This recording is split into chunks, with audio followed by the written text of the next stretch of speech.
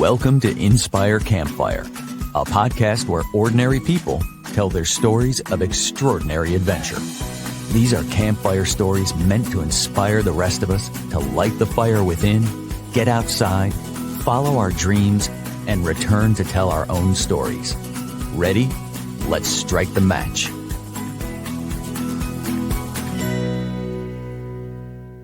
Welcome to the show. I'm your host, Scott Wurtzbacher, and today we're joined by two incredibly inspiring women who are back for their second appearance on Inspire Campfire. After 4 years of hosting this podcast, one thing I've learned is that true adventurers never stop adventuring. And not even aging can slow them down. Dr. Sandy Hazelip and Ellie Hamby, two friends who at age 80 traveled around the world in 80 days, inspired by the fictional Phileas Fogg, first shared their amazing story with us in episode 80. Oh, now, how cute. 2.5 years later, they're back to tell us what they've been up to, including the release of their brand new book coming out this September. Here we go. Lessons for Living Life Fearlessly.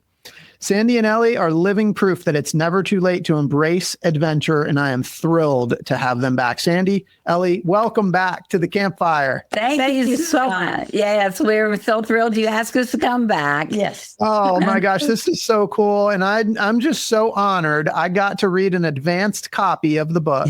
And for those that know me, I devoured it. And I'm so full of questions. I cannot wait to talk to you about some of the stories that, you know, there's stuff in here I didn't get to hear the first time around. So I'm really excited. This morning, and I was kind of thinking through our conversation, and I went back to reference the episode number. It didn't occur to me that Around the World at age 80 was episode 80 for Inspire Campfire. So how cool is that? That was very appropriate. Yes. Yeah, that was fun. So I would encourage all of our listeners to go back and re-listen to episode 80 to get the full story. That was such an awesome episode. These ladies are just full of just as much energy as they were the first time we spoke, maybe even more so. But Dr. Sandy and Ellie, for those that haven't yet listened to episode 80 or haven't heard much about your story, before we kind of go one level deeper, I wonder if you guys could maybe just kind of recap a little bit of your story and the adventure that you've been on over the last few years. Well, to begin with, we actually met in Zambia doing humanitarian service. Sandy's a doctor. I'm a director of the medical missions. I just got back from Zambia, where I was directing a medical mission just a few weeks ago. And that's really how we met. And it was basically, Sandy, because you had just tell me a brief story about how you wound up at that medical mission conference. Well, my husband and I had had a visiting missionary at our church. And when we got home from church, my husband was so impressed with that. And he said to me, Sandy, we ought to start taking our grandchildren on mission trips in the summer. Well, I'm a busy doctor. I don't have time for that. But I didn't say that to my husband, of course. And I said, what kind of mission trips? And he said, I don't know, Sandy, but I'm sure there is something we could do that would be of benefit to missionaries, and it would be a great experience for our grandchildren. Mm-hmm. So he had planted that seed, and shortly after that, he became ill and he died. And I was on staff at the little hospital in Eastland where I live, and we had just started getting emergency room doctors to help us out. Prior to that, we physicians on staff were the emergency room doctors and the hospitalists and everything. But we just started getting emergency room physicians on weekends to help us. So it was my turn to be on call for that weekend. And I went through and introduced myself to the young doctor and said, thank you so much for being here. And it helps us so much, and hope you'll come real often. And he said, well, thank you. I cannot come next weekend because I'm going to go to a medical missions workshop in Dallas. And I thought, why did he tell me that? So I found myself at that medical missions workshop in Dallas the following weekend. And we had a display there. My husband and I, who was alive at that time, had a display about our work. And she came through, not going to go on the medical mission, not going to Africa. But anyway, guess what? She wound up going to Africa as one of our doctors and she was going every other year. And For 20 years. Yeah. And then about 5 years after that, when my husband passed away in a tennis accident of all things, and I was really having a hard time with that. And one time, about a month after he passed away, I get this call from Sandy, and she says, Ellie, I've got a deal for you. Now, you don't generally call, say, I got a deal for you. Someone has lost their husband. I mean, she'd already called me earlier and things. But so, of course, that perked me up. I wasn't really talking to too many people. She was just the local hospital here in Abilene. Sandy lives in Eastland, 60 miles away. The local hospital here in Abilene had asked her to start a geriatric clinic. And she said, I don't want to move from Eastland. I need a bed 2 nights a week. If you'll give me a bed 2 nights a week, I'll take you out to eat. Well, that was 20 years ago. And she's had that bed in the closet, so to speak, at the smaller room for 20 years. And that's how we both are workaholics. In fact, I haven't retired yet, so Sandy's still working. We're going to get into that. Yeah, but we realized we drink lots of coffee. We stay up till midnight, 1 o'clock in the morning, talking and working, and then that's how. And we made a couple of trips that are in the book on the Trans-Siberian, the Southeast Asia, and Syria, and all of that, which we realized we can do this, and we had that same budget in mind. I mean, we just worked naturally. We realized we had 2 different personalities, but we viewed the world the same because we love people. We're just in awe of everything out there. And and we share that together, and just a positive attitude and happy. We're just happy just because there's a lot to be happy about. And so then that's how we got that. And then Sandy, tell them about how the world started. Well, she just told you we had already taken 3 international trips back when we were young in our 70s. Yeah. So in anticipation of getting old and turning 80, I just mentioned to Ellie one evening, wouldn't it be fun to go around the world in 80 days at age 80? Well, Ellie got on the bandwagon. We had every hotel reservation made, every airline reservation made, and COVID shut it down. Yes, that's right. But COVID didn't shut us down. No. And so we made the trip the following year, and our new theme was around the world in 80 days At 81 and still on the run. Yes. And that exploded, as we talked about earlier, all the media, print media, national media, and then even towards the end of the trip, the social media, how all that kicked in. And for something we never thought anybody would be, just our family and friends were interested in hearing about it, that the whole world now has opened up and just opened their arms and to us. And we've just been blessed. Absolutely. Yeah. And I've been watching you guys. I follow you on social media, and it's just so inspiring to watch your story. But you're obviously having so much fun with it. You're just always smiling. Your energy, you're just so full of energy. This book, seriously, it was so much fun. It is so well written, and your personalities really come out. And so I want to ask you about this book. How did this come to be? Well, okay. How the book came to be. We had no intentions of writing a book. No. Sandy we're busy and writing a book, and who would read it? And after we did our round the world trip, we were 2 weeks after we arrived back home, we received an email from a literary agent in New York City. And she said, I just been reading about you, and I was the vice president of Simon & Schuster, and now I've set up my own agency, and I think this must be a book, and I would love to be your agent. Well, we're 81 years old. I mean, 80, yeah. Who 81-year-old women have an agent, It's like, what? So we checked her out, and what did we do? We we signed with up. her, and it's been amazing. She's phenomenal. Then about a couple months later, and so before that we started writing. Said you got to do a proposal, and we did find a good writer to help us write the proposal because we'd never done this sort of thing before. And then about 2 months later, we were, the New York Times did a Sunday feature on us. And that week we get an email from Penguin Random House, the executive editor, and said, we just read your article in the New York Times, and this has to be a book, and we would love to be your publisher. And their words were, the world needs this voice. Yeah. And it's just like a dream come true. It was just all dropped on our lap, totally just like that. And we embraced it and said, let's go for it. And our book's out, and everything just keeps happening. But, we basically have this saying that we always just say yes. Yes. I love that. That's one of the things I want to talk about, your motto, just say yes. And so, you embrace that. And, writing a book is an adventure of its own. I'd love to kind of hear a little bit about what that adventure was like for you.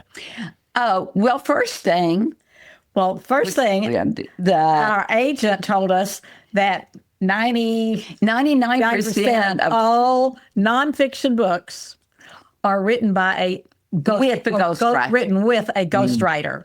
So she brought some ghostwriters for us to interview, and we chose a ghostwriter who is really good, listens to our voices.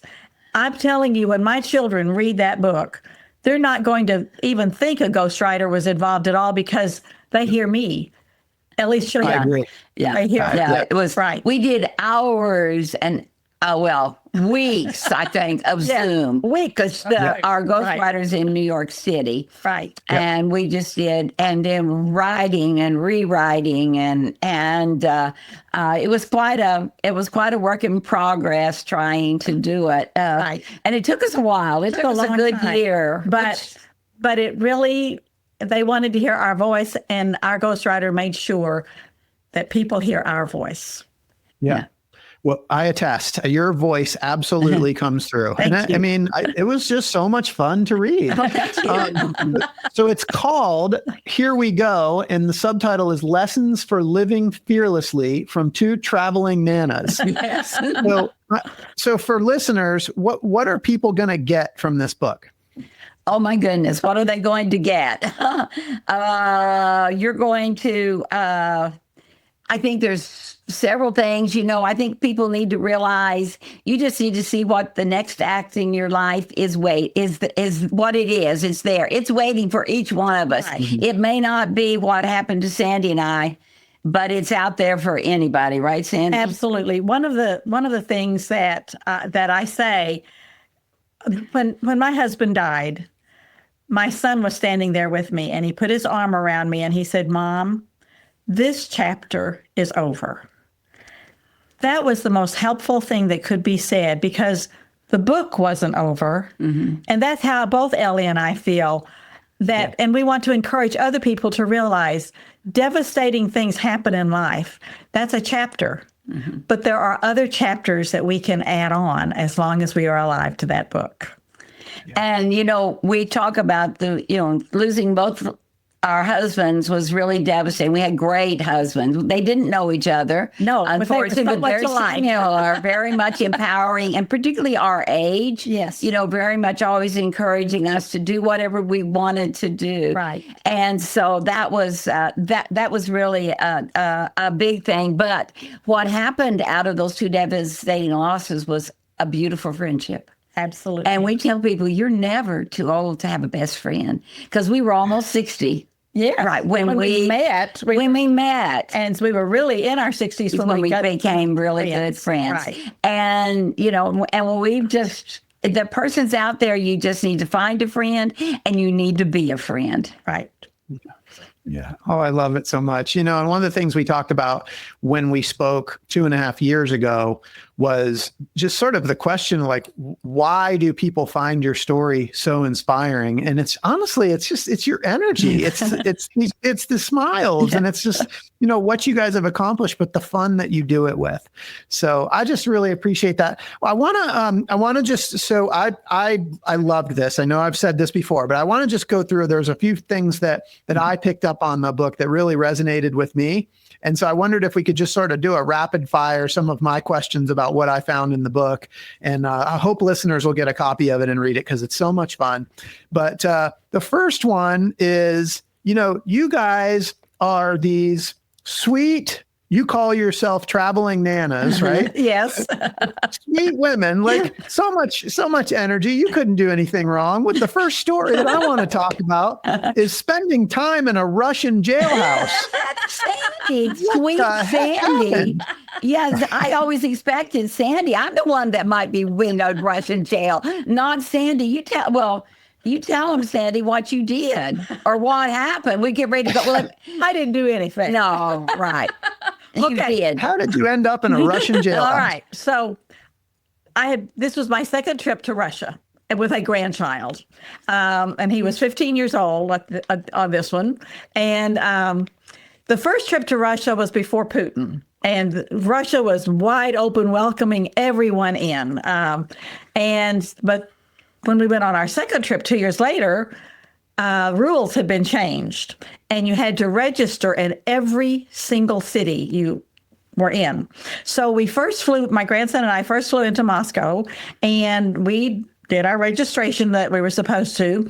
And the Russian person who was registering us, I talked to, and I said, now, next, we're taking the train to St. Petersburg, and we'll need to register there. And she said, are you flying out? Are you flying back home from Moscow? And I said, yes. And she said, nobody's going to care whether you register in St. Petersburg or not. Well, I had heard you're supposed to register. So when we got to St. Petersburg, my missionary contact, I said to her, I need to register in St. Petersburg. It's a new rule. And she said, oh, you have to have a Russian to be with you. And my Russian landlady is out of the country right now. And nobody's going to care. You're going back to Moscow to fly out. Nobody's going to care. So I never registered in St. Petersburg. It was time to go back, take the train back to Moscow. And we checked into a hotel. And the hotel person was looking at everything. And she saw that I had registered a month ago. Well, where have you been for the last month? I've been in St. Petersburg. Well, I need to see your St. Petersburg registration. I don't have it. I didn't register there. Well, I can't check you into this hotel until you get your registration from St. Petersburg. So I said, how do I do that? I'm flying out in the morning. Well, you'll have to go to jail. Now, what she really said was, you'll have to go to the jail. There was a little neighborhood jail close to the hotel. So my grandson was 15 years old. It's 10 o'clock at night. I said, can he sit here in the lobby with the luggage? And my person who met us at the train station and brought us to the hotel was with us. And I said, he can take me over to the little local jail. Okay, so he took me to the jail, and the jailer, if he had been cast for a movie part, they would have chosen this guy because he was huge, crew cut haircut, deep voice. And so I explained to him why we were there, and he said, you broke our law. I said, I didn't mean to, and that's why I'm here to correct that. So he wrote out in Russian my confession. He read it to me, translated by himself in his broken English, and showed me this dotted line. And I started to sign, and he said, do you understand what you are signing? And I said, well, I understand what you tell me I'm signing. He said, do you understand what you are signing? I said, yes, sir. And I signed it. And then I paid my fine. And then there was this one little jail cell, and I got up enough nerve to say, can I get my picture made in that jail cell? So you have evidence. And then when we've applied for our visas now to go to Russia on our round the world trip. No. This was when we were our very first trip. Yeah. And guess what? I got mine, and they said, no, Sandy, she's blacklisted in Russia. I said, Sandy, you're the sweetest person in the world. You don't break rules. You got a criminal record in Russia, and they won't give you a visa. And then she had to go to the Russian consulate in Houston. I knew with her smile there'd be no problem. But she went to the Russian consulate in Houston and pleaded her case, and they took that black mark off of there. And I gave her visa. So our first thing out was traveling with a criminal. That's no joke. And when I read that part of the book, like I was sweating for you. I mean, the way you described that guy, I was nervous. Like, what's going to happen here? I mean, you did a good job of conveying that. Yeah. I mean, I felt what you felt in there, man. You guys don't look like criminals. Sorry. Right. Well, we've been interrogated more than once. You got to watch out. So, so next one that really, and I promise I'm not giving away all this book is full of wisdom. But this one, I just, being somebody that has had the opportunity to travel a little bit around the world and getting to know people and starting to develop like an understanding of the way people think differently outside of the United States. I thought this one was interesting. You referred to an Iranian you met in Istanbul, and he said to you, Americans view the people of a country and its government as one. You don't like the people if you don't like the government, but the rest of the world sees people and government as two. We don't like your government, but we love Americans. And I just wondered if you could touch on that. Yes. I thought that was such a cool little paragraph. That was Yasser. And Yasser we met on a bus going to Syria. We were trying to taking the train in Turkey as far as it would go to Adana. And then, of course, we're traveling basically with backpacks and another little carry-on, and that's all we have. And we're doing public buses or second-class trains, okay?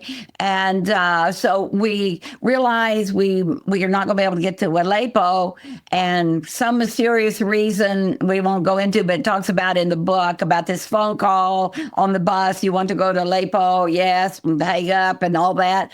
And then so when we get to this place and we get on this bus, there's a bus waiting for us with 2 seats on it.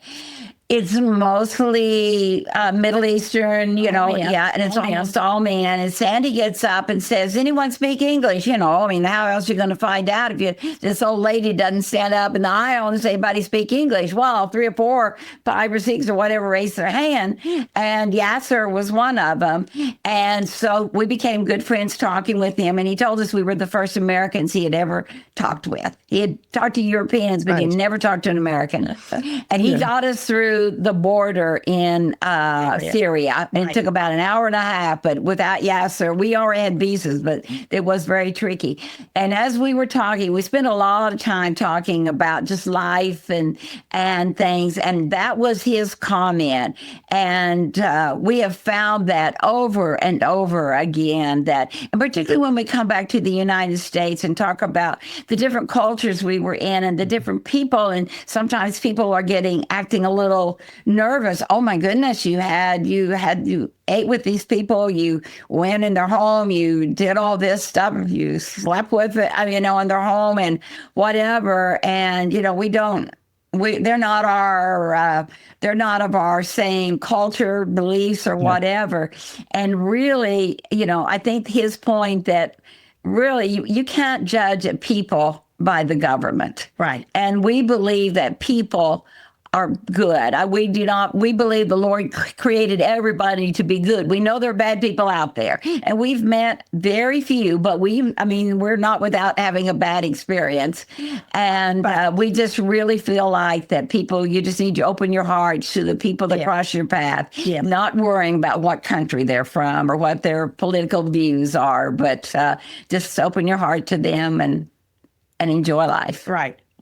People are people. And so did you, like, I mean, you've traveled all over the place. You traveled around the world in 80 days.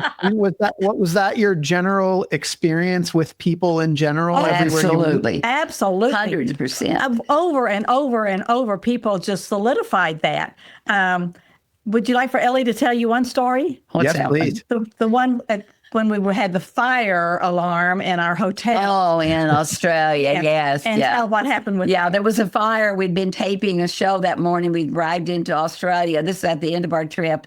Yeah. And we went to the hotel, and we were exhausted because we'd flown all night, went directly to the studio, did a live show, a morning show on one of the top networks there in Australia.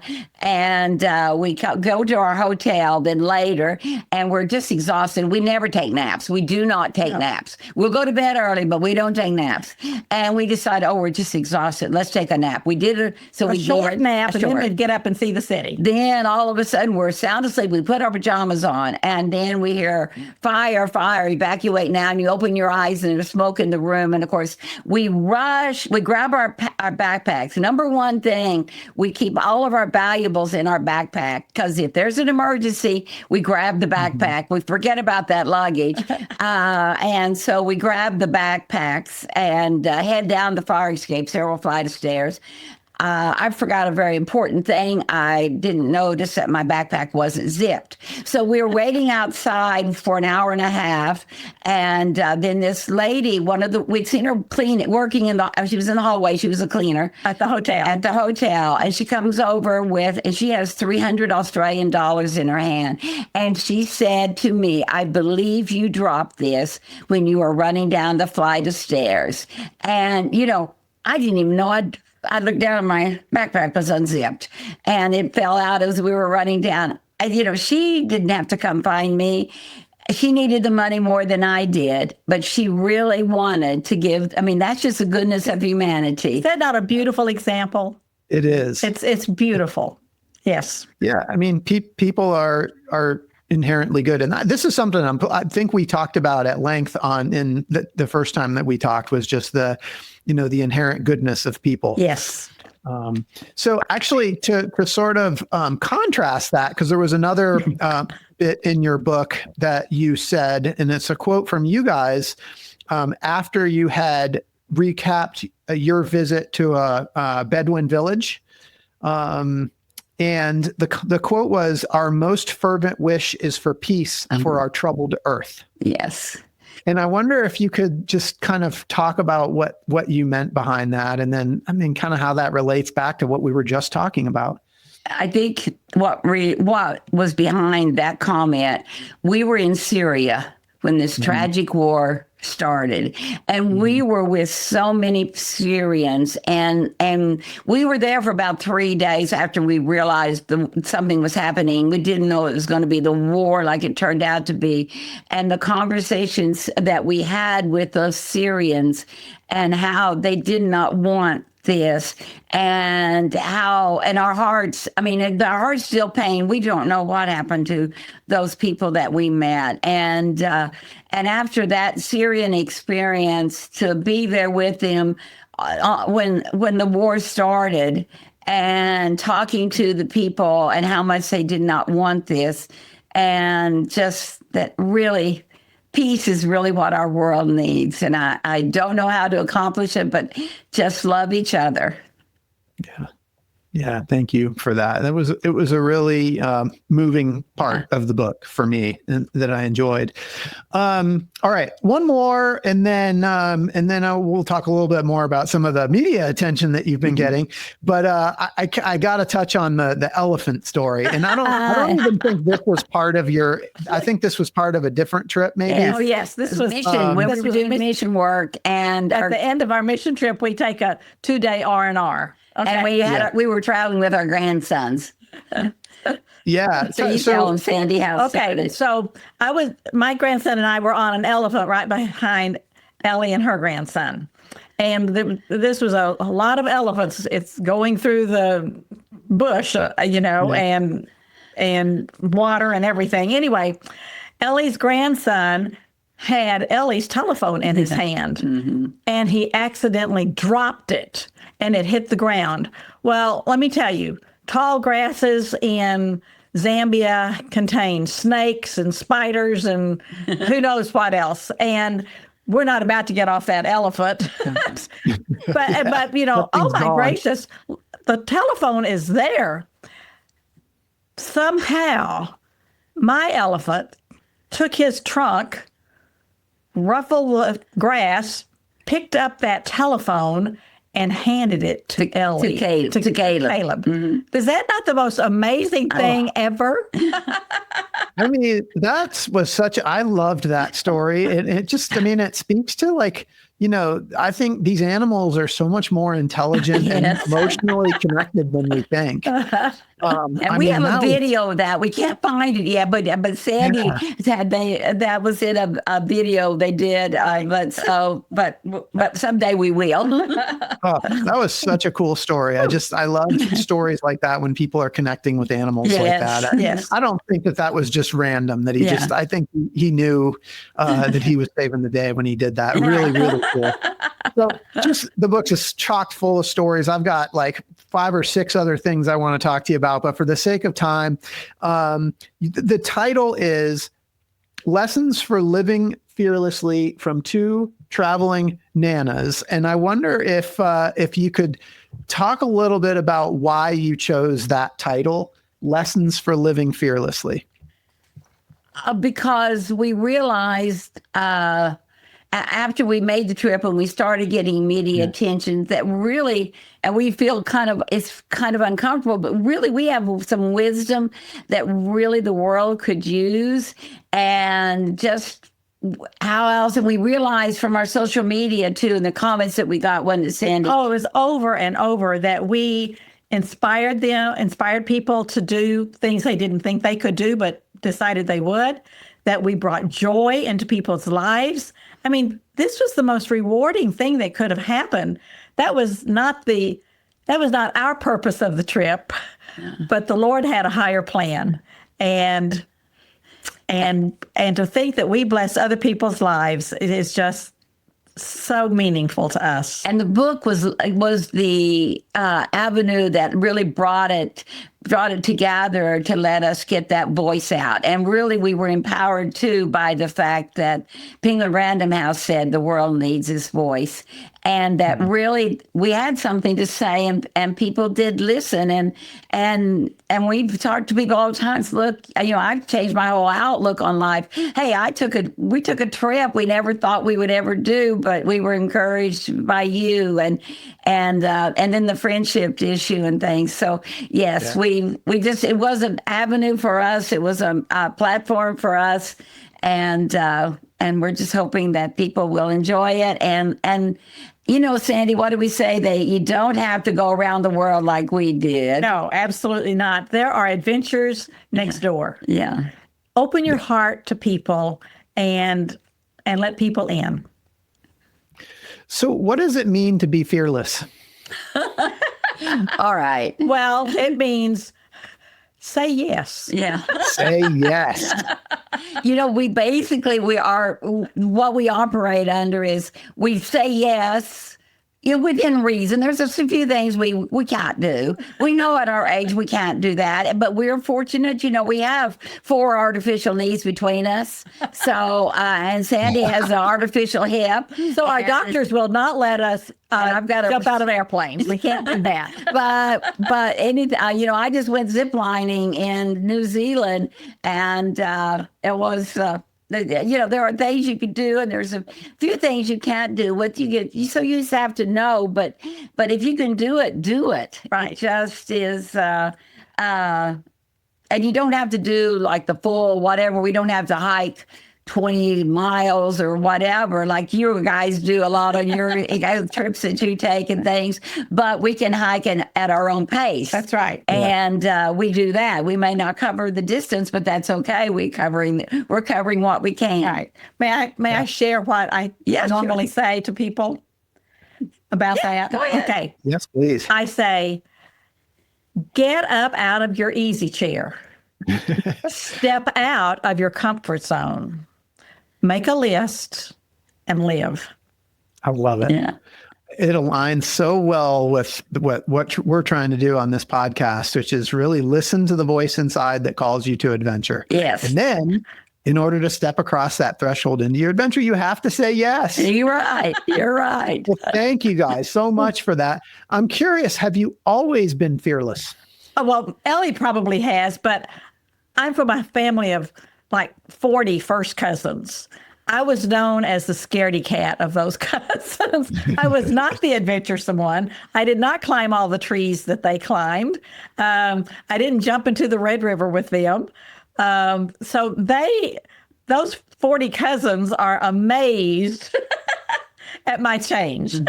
I think one of the things, Sandy and I, when we were both young, read a lot of the same books.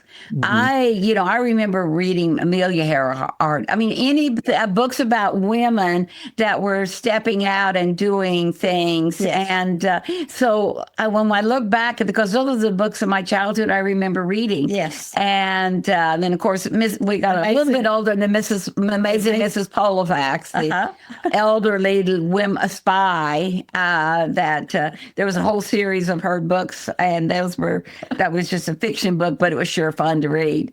But yes. So good. So I want to talk a little bit about the media attention that you've been getting. Obviously, it started right away when you were going on this trip, and now, publishers have reached out to you. You've got this book. I think you said that you're talking to People magazine after you're talking to me. I mean, this is so cool. Like, what is it like? What's it been like for you guys to receive all of this attention?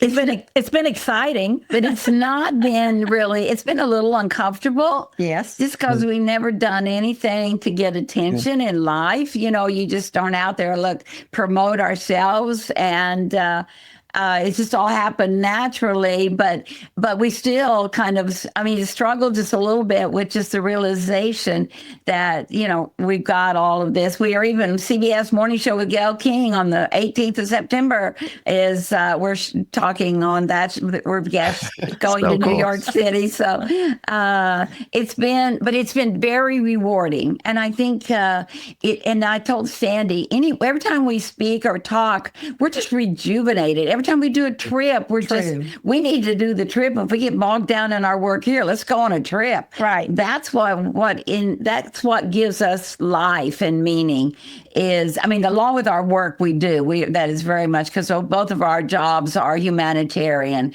type of jobs and things. So, that's been the thread that has actually stayed through since the time we met, that serving others, no matter where they are or who they are, has always just been the thread through our lives. And I think that's why we gelled so well together.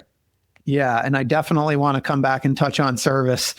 Before we do that, just kind of staying on the media attention, I am curious, because you've gotten a lot of attention, you've done a lot of interviews, and has anything changed inside of you? Has it have you guys has anything changed in terms of the way that you think of yourselves, or any sort of identity shifts through all this media attention? Actually, for me, it's giving you more confidence. When it just has to give you confidence that, your people are interested in and talking to you and things. And I think Sandy and I think we're just even happier than we used to be. Okay. Really, we are. Truthfully, because we feel so blessed. My specialty in medicine is geriatric medicine. Mm-hmm. And when I was young in my 60s and young in my 70s, it broke my heart to see patients younger than I was who had just sort of given up adventure, given up life. And I just feel blessed beyond my wildest imagination that we are able to share this with people and hopefully inspire them. Yeah. And our voice seems to matter. Yes. And that just is a blessing.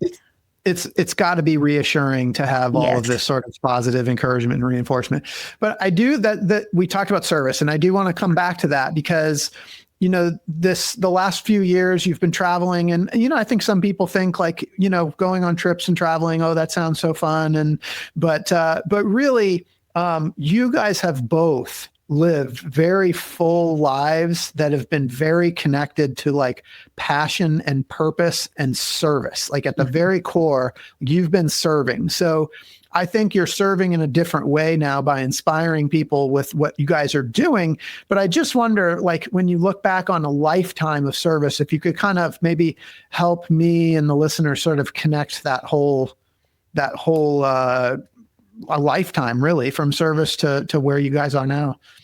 You go first, and then I think the service actually has made me a better person. I'm by far a better person when I've reached out to help others. And there's really one big thing. You're not out there to shower this person with all this money or gifts or whatever. You're there to walk side by side with people and grow together. And when you walk side by side, you understand their feelings.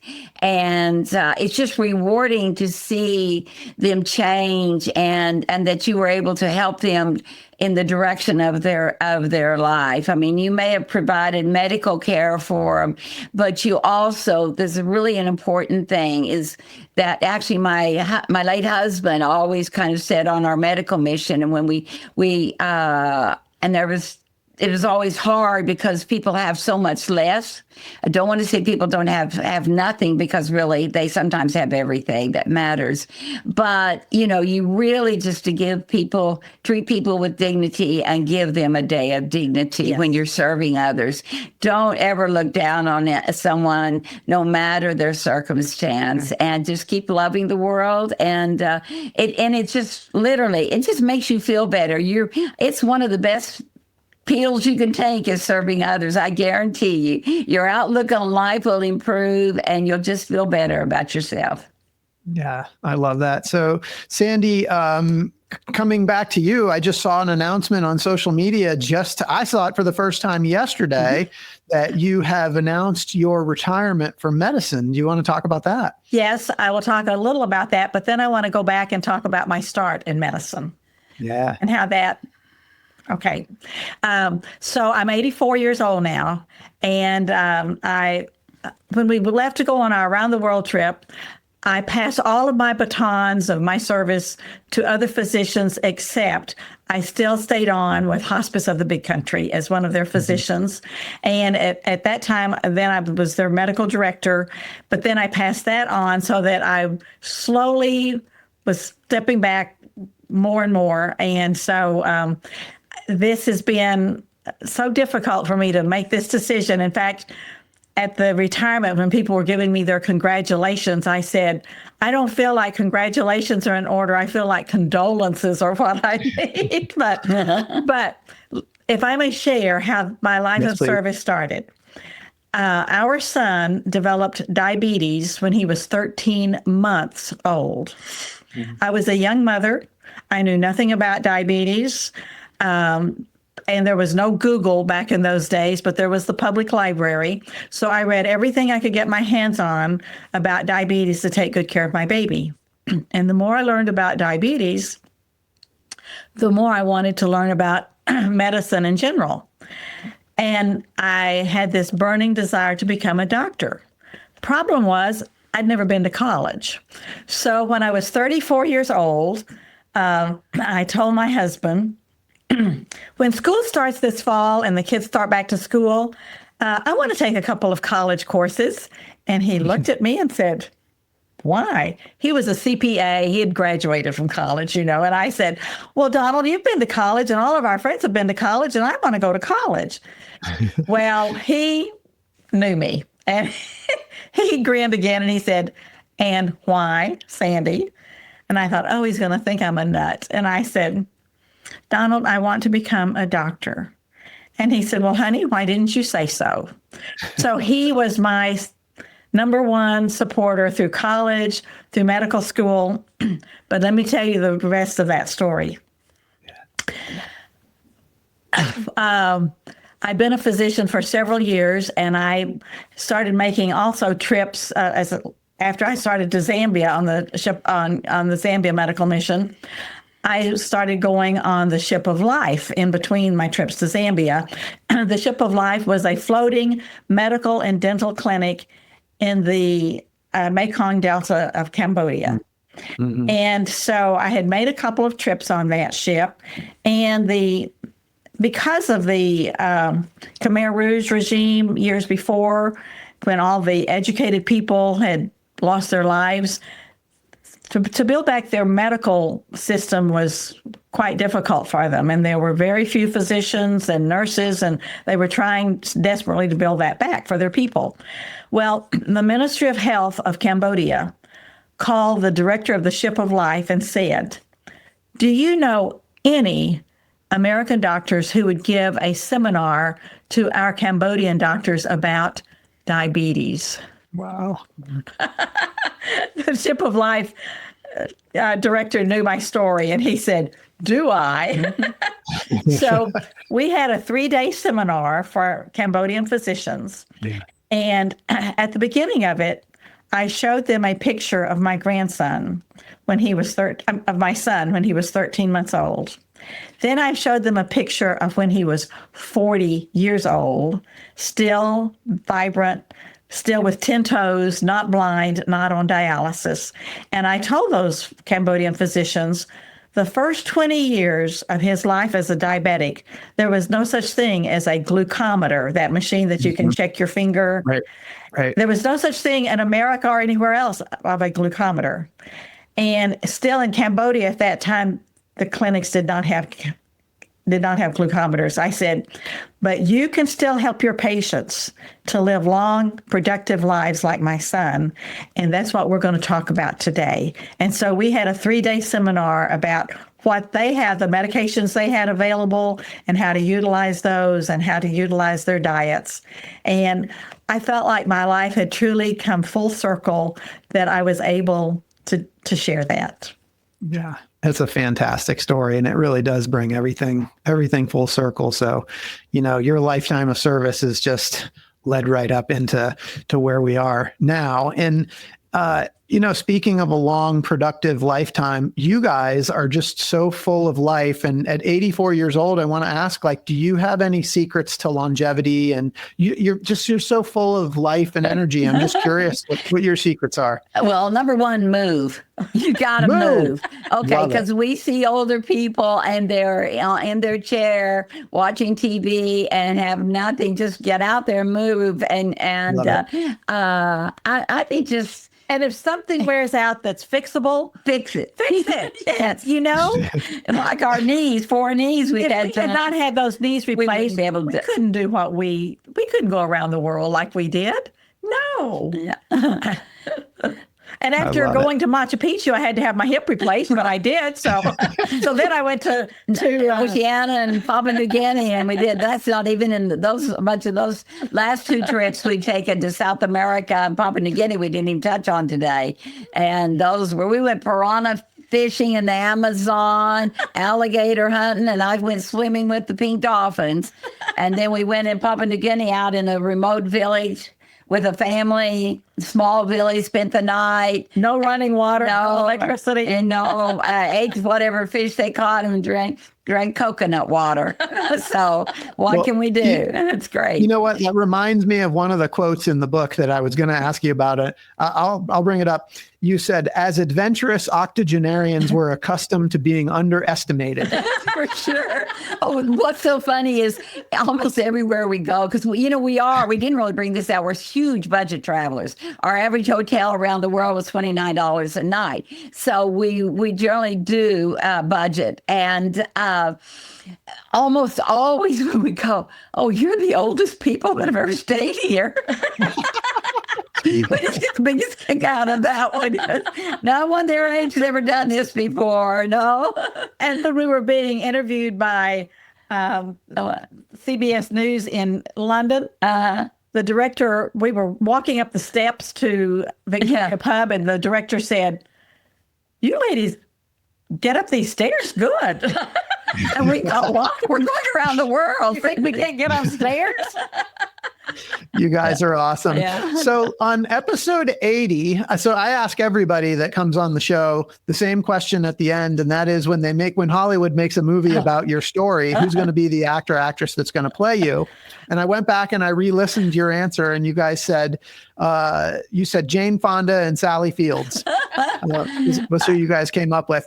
But you also told me 2.5 years ago that you had a movie in the works, and I wanted to follow up with you to hear what's going on there. We actually had signed a screenplay contract, but it was only a year, and the person was very slow, and so we let that. The contract ended, and we didn't re up on it. So no, right now there's no movie out there, except we've heard from the New York grapevine that Jane Fonda and Lily Tomlin are saying we're doing this movie, but they haven't contacted to us. Okay, so it's not official.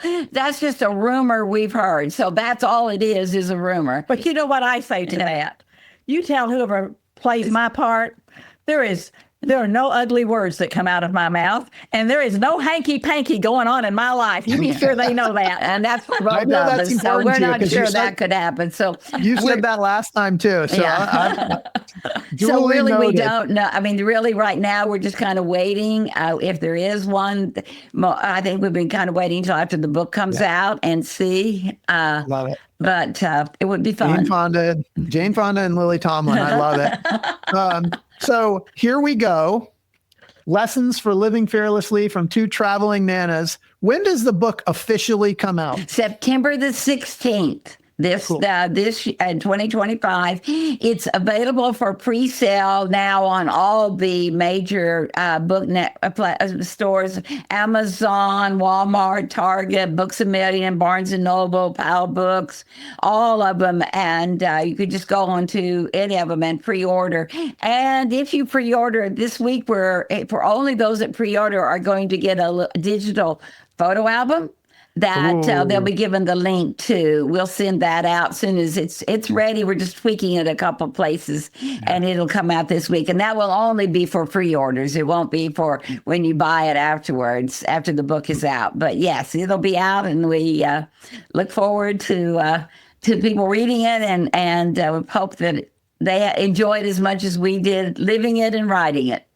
I loved it. It was so much fun.